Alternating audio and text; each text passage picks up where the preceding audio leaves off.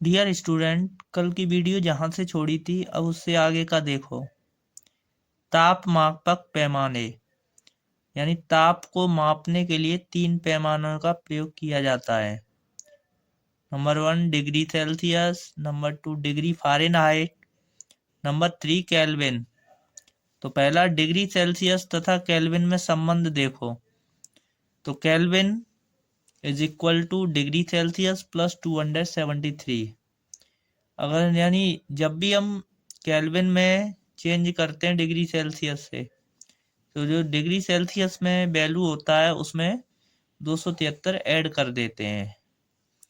Now अब आता है हमारा केल्विन तथा डिग्री सेल्सियस पैमाने में संबंध। तो degree Celsius is equal to kelvin minus 273, यानी केल्विन पैमाने के वैल्यू में से 273 माइनस करने से डिग्री सेल्सियस प्राप्त होता है।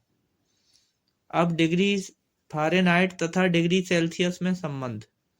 ये फॉर्मूला होता है डिग्री फ़ारेनहाइट बराबर 9/5 डिग्री सेल्सियस प्लस 32। अब आता है द्रव्य या पदार्थ।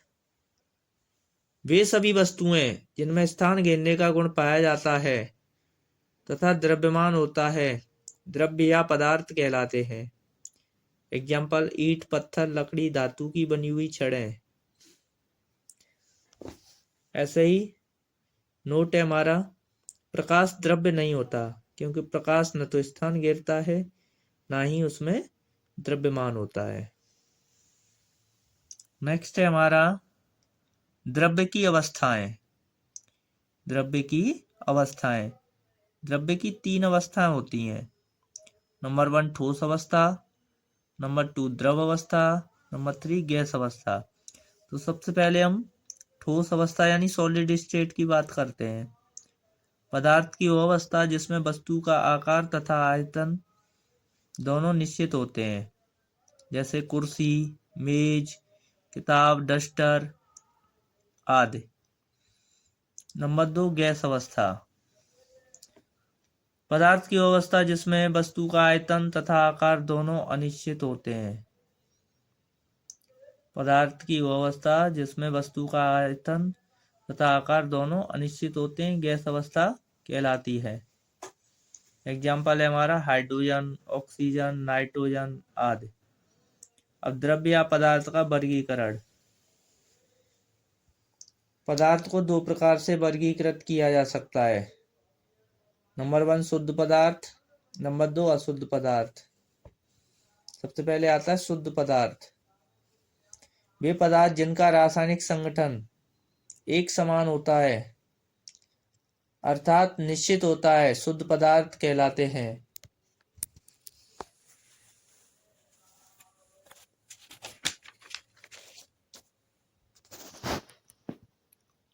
शुद्ध पदार्थ 2 प्रकार के होते हैं। नंबर 1 तत्व, नंबर 2 यौगिक। तत्व क्या होते हैं? तत्व देखो, अब एक ही प्रकार के असंख्य परमाणुओं या समपरमाणु अणुओं से मिलकर बना पदार्थ तत्व कहलाता है। एग्जाम्पल देखो Na, Ka, Ca आदि। अब आता हमारा यौगिक। 2 या 2 से अधिक तत्वों के एक निश्चित भारात्मक अनुपात में मिले रहने से जो पदार्थ बनता है उसे यौगिक कहते हैं। एग्जाम्पल देखो H2O है हमारा, तो H2 में H का परमाणु भार 1 होता है, इंटू 2 हो रहा है O का 16। 2 से 16 को 8 टाइम्स कैंसिल किया तो 1:8। तो हाइड्रोजन ऑक्सीजन का भारात्मक अनुपात निकला 1:8।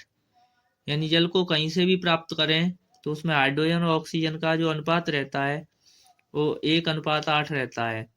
अब CH4 आता है, मैथेन। इसको मार्स गैस भी कहते हैं क्योंकि ये हमें दलदलों से प्राप्त होती है ज्यादातर।